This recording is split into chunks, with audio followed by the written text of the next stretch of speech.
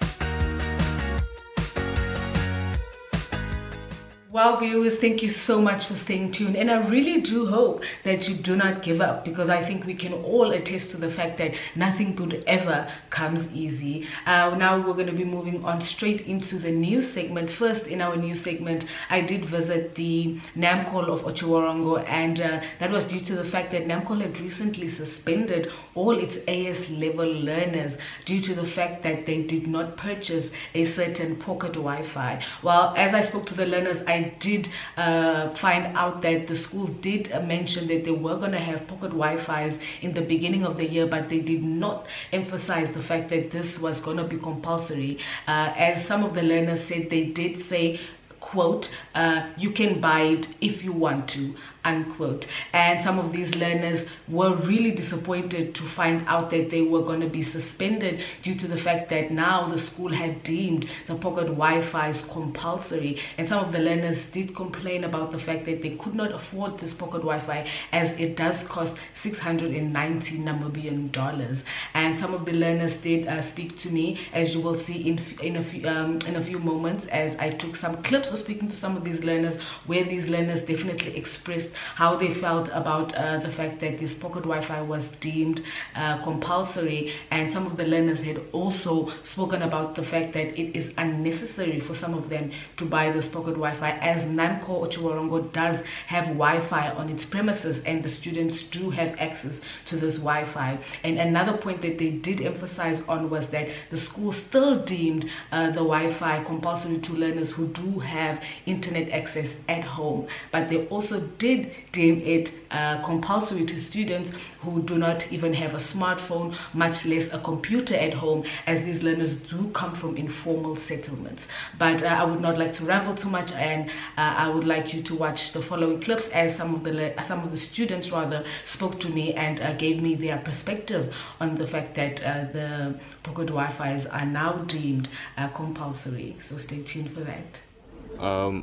A majority of us students are currently very unhappy with the implementation of the pocket Wi-Fi's that are being forced on us, because a lot of us, in fact all of us, were not told at the beginning of the year that buying these pocket Wi-Fi's was compulsory.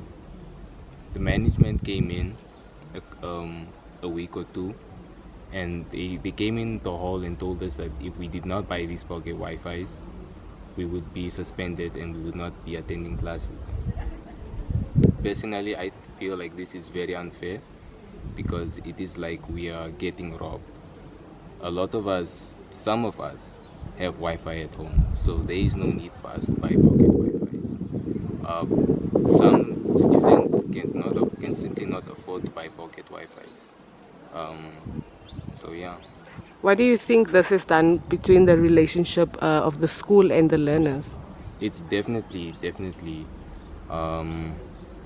created some sort of divide, or it's definitely damaged I would say, the relationship between the students and the center, because a lot of students feel like the center is just trying to rob them. Yeah. Well, viewers, I think that was a pretty mouthful in our first news segment. But moving on, we are now at the second part of our news segment.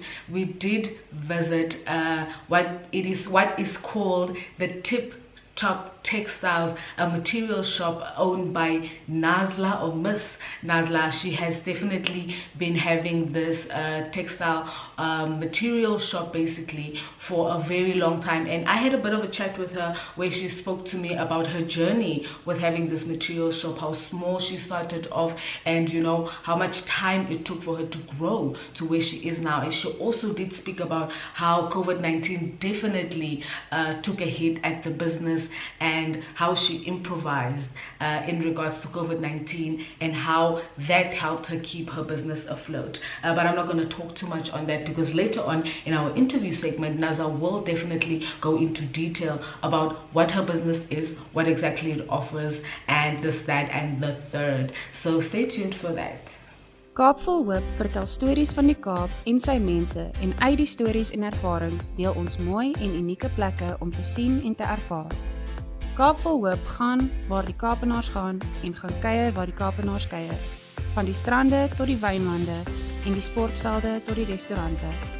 Ons kuier dalk sommer ook in iemand se kombuis vir daai familieresep van ouma. Ons eet die Kaapse tradisionele kosse en drink van sy beste wyne. Kaap vol Hoop gesels met die gewone Kaapenaar en soms ook met die meer bekendes, maar week vir week vertel ons elkeen sy eie unieke storie op sy unieke manier. Kaap vol Hoop kyk ook uit vir die Namibiërs in die Kaap. Sommige kom kuier net en sommige maak die Kaap hulle nuwe tuiste. Namibiërs in die Kaap gesels saam met Kaap vol Hoop en deel self die mooi, die uniek en lekker wat op hul pad kom. En alles is Kaap vol Hoop, 'n program wat die mooi en die lag na vore wil bring, en 'n program waar ons mekaar kan opbou en leer. Daar is hoop, daar is 'n Kaap vol Hoop.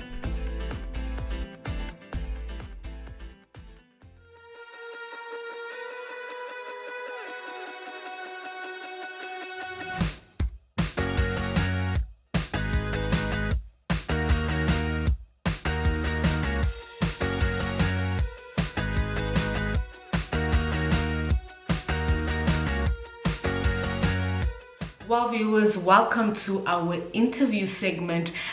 In our interview segment, we did interview Nazla, and as I mentioned to you guys in our news segment, she did speak to us a lot about her business. She did speak to us a lot about her journey, and I think she definitely went into detail about COVID-19 and trying to keep the business afloat, you know. And I don't think it is easy for any business person or entrepreneur to say that COVID-19 was a breeze, or that it did not take a hit at their business. I think COVID-19 definitely did a number on all of us, starting from entrepreneurs to even people that were unemployed for that matter.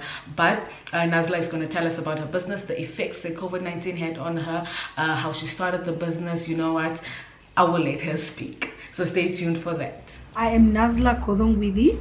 I'm based here in Chivarongo. I own a shop, a textile shop, basically trading in embossed materials, variety of different kinds of materials, different colored materials from which ladies and also gents can pick from for different occasions. We are located here in Hage Gengop Street, just slightly opposite Bang Windhoek and Build It. And we are thrilled to receive customers just to aid and assist them in whatever they need. Okay. Tell us a bit about when you opened this business, where it all started. Well, I opened this business in 2017 with startup capital from I obviously gave a proposal, business proposal to F&B, SME sector, and they assisted me with the starting capital. I started very small. I started off with, you'll see some rolls now currently in that business on the display, but we started off with very small material, like only 5 meters, with a lace and so forth. One of the challenges the business has is to cope with the demand, cope with the different colors. You know, the ladies have themes nowadays. That is one of the trends that a person really can't keep. But I've made up my mind to overcome that type of challenges, basically to look at really the basic things. Basic things I refer to needles, the threads, the different colored threads. That is the haberdashery sector or department.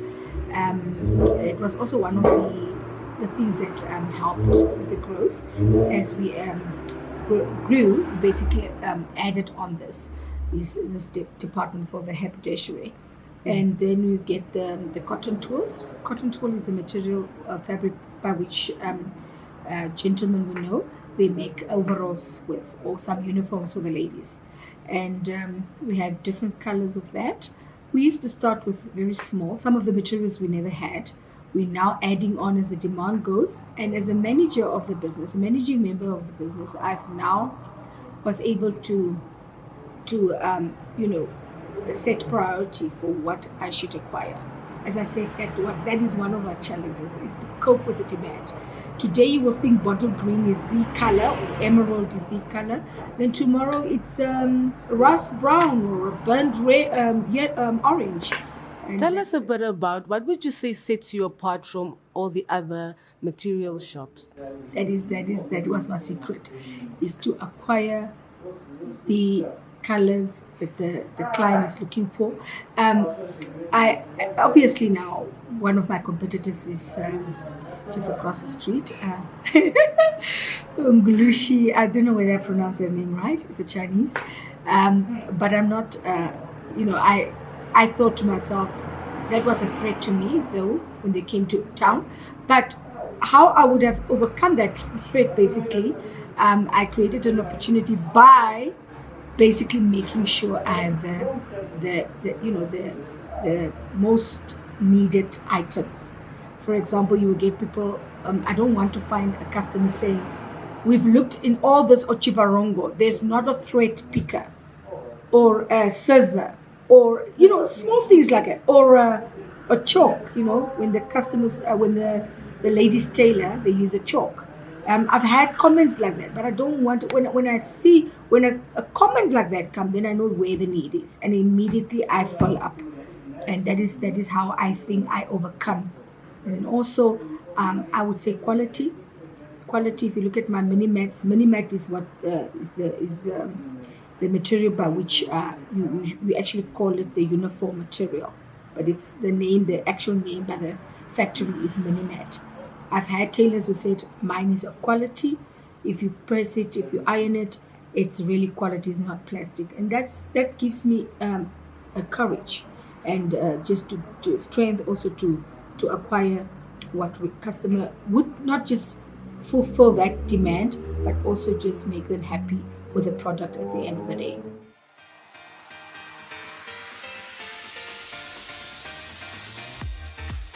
Flex is your health and fitness show that focuses on the health of the mind, body, and spirit. If you would like to feature your brand or campaign on this platform, contact zone@synergy.com.na.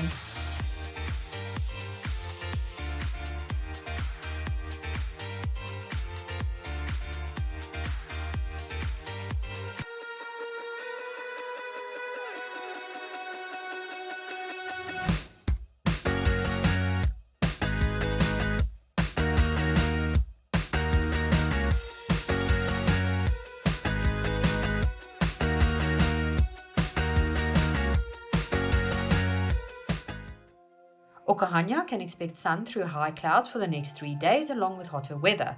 Otjiwarongo is mostly cloudy and hot today, although things are expected to clear and cool by tomorrow. Tsumeb is mostly sunny and hot, and tomorrow is expected to be breezy and cooler. Grootfontein is increasingly cloudy and hot, but will likely be cooler over the weekend. The same goes for Okakarara, although icy nighttime temps are expected over the weekend. Well, viewers, it definitely saddens me that we have reached this part of our regional review as episode of today. Well, that is it on the news. For me, Desiree Gases, I will see you guys again next week. Same time, same place. Bye.